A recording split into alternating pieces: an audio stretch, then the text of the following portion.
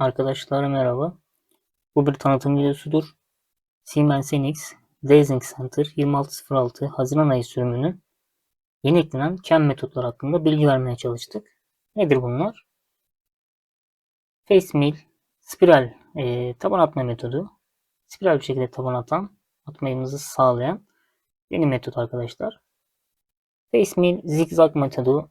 Bu da öncesinde vardı aslında zigzag metodu. Yalnız bu metotla birlikte pasoya girdiği yerden, yani pasodan çıktığı yerden tekrar pasoya girme özelliği var.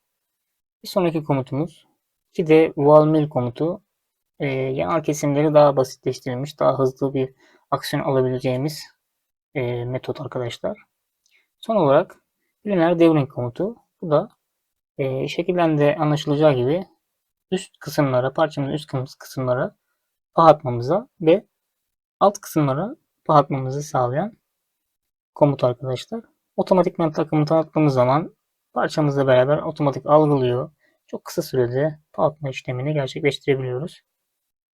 Bu tarz videoların devam etmesini istiyorsanız kanala abone olmayı ve beğenip paylaşmayı unutmayın arkadaşlar. Hoşçakalın.